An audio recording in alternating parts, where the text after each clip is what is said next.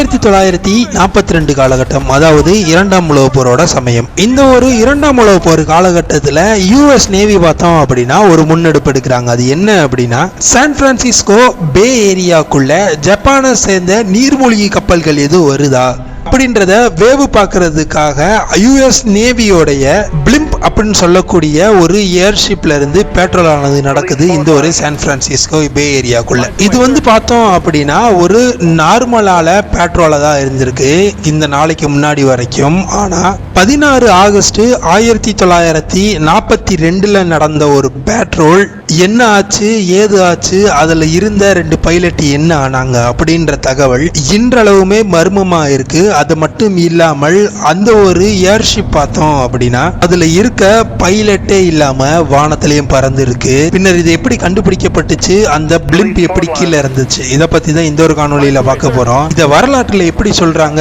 அப்படின்னா த cost blimp அப்படின்னு சொல்லப்படுது. அதாவது பேயால் ஓட்டப்பட்ட ஒரு ஏர்ஷிப்னு சொல்லப்படுது. ஏன் அது அப்படி சொல்லப்படுது, எதனால சொல்லப்படுது, இது எல்லாமே இந்த ஒரு காணொலியில பார்க்க போறோம். இந்த ஒரு காணொலியை கடைசி வரைக்கும் பாருங்க. அனைவருக்கும் அன்பு வணக்கம். நான் உங்கள் மதுரை குருவி. தொடர்ச்சியா இரண்டாம் உலகப் போர் மற்றும் முதல் உலகப் போர்ல நடந்த நிறைய சம்பவங்களை நம்ம பார்த்துக்கிட்டு வந்துகிட்டு இருக்கோம். நீங்க இப்பதான் இந்த வீடியோவை பாக்குறீங்க அப்படின்னா அந்த second world war, first world war ரிலேட்டடான வீடியோக்கான பிளேலிஸ்டுக்கான லிங்க் கீழே இருக்க டிஸ்கிரிப்ஷன் பாக்ஸ்ல கொடுக்குறேன். போய் அதுவும் செக் பண்ணி பாருங்க. நிறைய இன்ட்ரெஸ்டிங்கான விஷயங்கள் இருக்கு.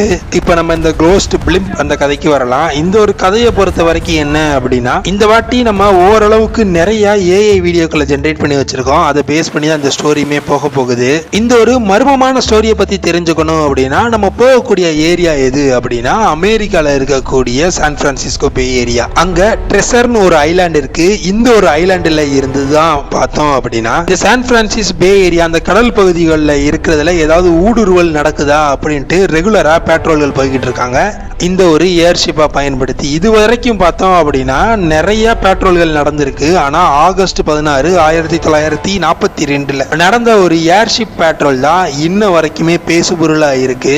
அது மட்டும் இல்லாமல் அந்த ஏர்ஷிப்புக்கு என்ன ஆச்சு, அதுல இருந்த 2 பேருக்கு என்ன ஆச்சுன்றது இன்றளவுமே மர்மமா தான் இருக்கு. எதனால நடந்துச்சு, ஏன் நடந்துச்சு, அவங்க கடத்தப்பட்டாங்களா இல்ல தடுமாறி எதுவும் இறந்து போனாங்களா, இதை பத்தியான தகவல் எதுவுமே இல்லை. அந்த காலகட்டத்தில் ஜப்பானோட தாக்கம் இந்த ஒரு இரண்டாம் உலகப் போர்ல அதிகமா இருந்ததுனால அமெரிக்கா முழுக்க இவங்களோட ஏரியாக்குள்ள ஜப்பானோட நீர்மூழ்கி கப்பல் எது வருதான்டா இந்த ஒரு பெட்ரோலும் செய்யப்பட்டிருந்தது. இந்த ஒரு பெட்ரோல் எப்ப நடக்குது அப்படின்னு பார்த்தோம்னா 1942 16 ஆகஸ்ட்ல நடக்குது. ட்ரெசர் ஐலாண்ட்ல இருந்து ஒரு ஏர்ஷிப் ஆனது பார்த்தோம் அப்படின்னா கிளம்ப ஆரம்பிக்குது இந்த ஒரு பெட்ரோலுக்காக. இந்த ஏர்ஷிப்பை ஓட்டக்கூடிய 2 பைலட்டோட நேம் என்ன அப்படின்னா, இதுல ஒருத்தவர் பேர் என்ன அப்படின்னா எர்னஸ்ட் கோடின்னு சொல்லப்படுது. இன்னொருத்தவர் பேரு சார்லிஸ் ஆடம் அப்படின்னு சொல்லக்கூடிய பேரா இருக்கு. இந்த 2 பேருமே இந்த ஒரு ஏர்ஷிப்ல பயணம் பண்றாங்க. அதாவது 16 ஆகஸ்ட் 1942 அன்னைக்கு காலையில சுமார் 6 மணிக்கு இந்த ஒரு ஏர்ஷிப் பார்த்தோம் அப்படின்னா ட்ரெசர் ஐலாண்ட்ல இருந்து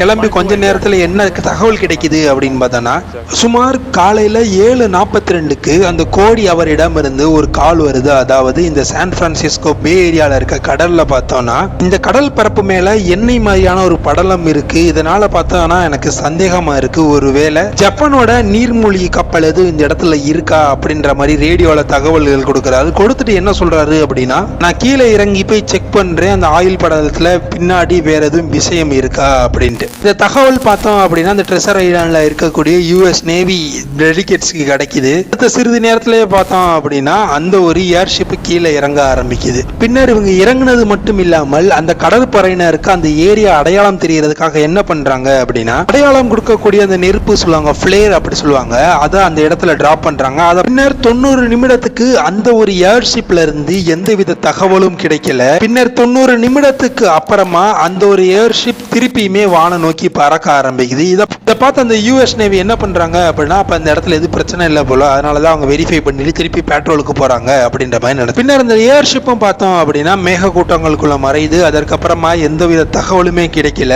கட்டுப்பாட்டு அறையில இருக்கவங்களுக்கு என்ன நடக்குது, ஏது நடக்குது எதுவுமே தெரியல. எதனால அப்படின்னா எந்த ஒரு இன்ஃபர்மேஷனும் அதற்கப்புறமா பாஸ் பண்ணப்படல. கடைசியா அவங்களுக்கு கிடைச்ச இன்ஃபர்மேஷன் எப்ப அப்படின்னு பார்த்தோம்னா அந்த 7:42 அந்த சமயத்துல கிடைச்சே தவிர அதற்கப்புறம் எந்த வித இன்ஃபர்மேஷனும் கிடைக்கல. பின்னர் 11 மணி அளவுல அந்த ஒரு ஏர்ஷிப் திருப்பவும் இப்பவும் தென்படுது. ஆனா இந்த விதை ரொம்பவுமே வித்தியாசமா இருக்கு. எதனால அப்படின்னு பார்த்தோம்னா, ஒரு மனிதர் இருந்து இயக்குனார்னா எப்படி அந்த ஏர்ஷிப் மூவ் ஆகுமோ அதை தவிர்த்து ஒரு மாதிரியான முறையில மூவ் ஆகிட்டு இருந்து, அதாவது யாருமே இல்லாத முறையில மூவ் ஆகிட்டு இருந்தது. பக்கத்துல டெலி அப்படின்னு ஒரு நகரம் இருக்கு. அந்த நகரத்தை நோக்கி இது அன்மேண்டா பறந்து வருது.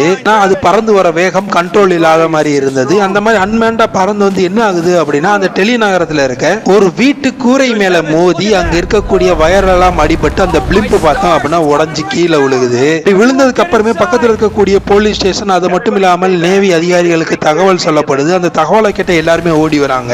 ஓடி வந்து சோதனை இடும்போது தான் தெரிஞ்சிருக்கு அவங்களுக்கு மிகப்பெரிய ஷாக் ஒன்று காத்திருக்கு அப்படின்னு. அது வரைக்குமே இதற்கு முன்னாடி வரைக்கும் எப்பவுமே கரெக்டா போவாங்க, கரெக்டா வந்து லேண்ட் பண்ணுவாங்க. இந்த வாட்டி என்ன அதிர்ச்சி அப்படின்னா, அந்த உடஞ்சிருக்க பிளிம்புக்குள்ள போய் பார்க்கும்போது அதற்குள்ள யாருமே இல்ல. அந்த 2 பைலட்டுமே மிஸ் ஆயிருக்காங்க. அது மட்டும் இல்லாம இந்த பிளிம்புக்குள்ள டெப்த் சார்ஜ்னு சொல்லக்கூடிய ஒரு விதமான பாம்பு இருக்கும். அந்த பாம்பும் பார்த்தோம் அப்படின்னா ஒன்னு மிஸ் ஆயிருந்தது. ஃபர்தர் இன்வெஸ்டிகேஷன்ல அவங்க என்னென்ன பாக்குறாங்க அப்படின்னா, அந்த ரேடியோக்கு பார்த்தோம் அப்படின்னா எந்த விதமான தடையும் ஏற்பட்ட மாதிரி தெரியல. அது மட்டும் இல்லாம அதுல இருக்கக்கூடிய ஆபத்து சமய பேராசூட்டுகள் எல்லாமே பார்த்தோம் அப்படின்னா அப்படியே தான் இருக்கு.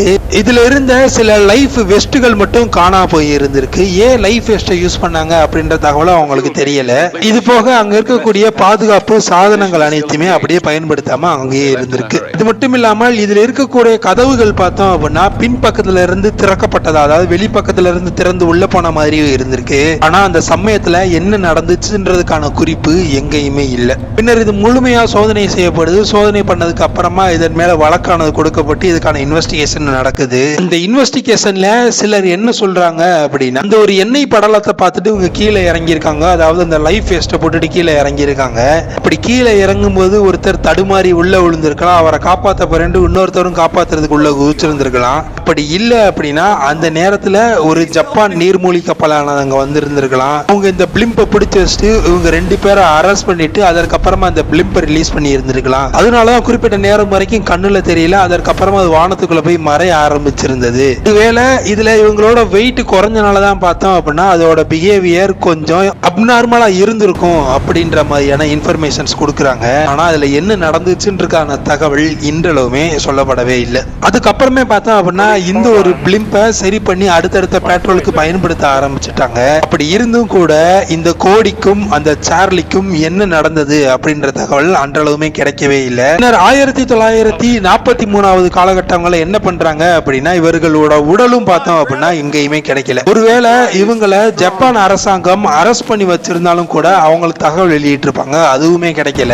அரெஸ்ட் பண்ணாம அவங்கள வேற ஏதாச்சும் மேன் ஹேண்டில் பண்ணி அவங்கள கடல்ல தூக்கி போட்டிருந்தாலும் கூட உங்களோட உடல்களாச்சும் நம்மளுக்கு கிடைக்கும். பட் அதுவுமே கிடைக்கல. அப்படின்ற மர்மம் பார்த்தோம் அப்படின்னா அன்றளவு மட்டும் இல்ல, இன்றளவுமே நீண்டுதான் இருக்கு. இப்படி பலகட்ட இன்வெஸ்டிகேஷனுக்கு அப்புறமா என்ன பண்றாங்க அப்படின்னா, 1943 வருடம் இந்த யுஎஸ் நேவி என்ன டிக்ளேர் பண்றாங்க அப்படின்னா, அந்த 2 பேருமே இறந்து போயிட்டதா டிக்ளேரும் பண்றாங்க. இப்படி இந்த 2 பேருமே இல்லாம எப்படி அந்த ஏர்ஷிப் தானா டேக் ஓவர் ஆச்சு, ஏன் நடந்தது, எதனால நடந்தது, அது இன்றளவுமே மர்மமா தான் இருக்கு. இந்த ஒரு தகவலை கேட்கும் போது உங்களுக்கு என்ன தோணுது அப்படின்றது கீழே இருக்க கமெண்ட் பாக்ஸ்ல கமெண்ட் பண்ணுங்க. இதோட இந்த ஒரு காணொலியை முடிச்சுக்கலாம். இந்த ஒரு காணொலி பிடிச்சிருந்துச்சுன்னா லைக் பண்ணுங்க. இந்த தகவல் உங்க நண்பருக்கும் தெரியணும்னு நினைச்சா ஷேர் பண்ணுங்க. மேலும் இது போன்ற சுவாரஸ்யமான தகவலை தெரிஞ்சுக்க மதுரை குருவி சேனலை சப்ஸ்கிரைப் பண்ணிக்கோங்க. மறக்காம பக்கத்தில் இருக்கக்கூடிய பெல் ஐக்கனை கிளிக் பண்ணிக்கோங்க. அப்பதான் நாங்க போடுற வீடியோ உடனுக்குடன் உங்களை வந்து சேரும். மேலும் இது போன்ற நிறைய சுவாரஸ்யமான தகவலுடன் உங்களை சந்திக்கிறேன். அதுவரை உங்களிடமிருந்து விடைபெறுவது நான் உங்கள் மதுரை குருவி.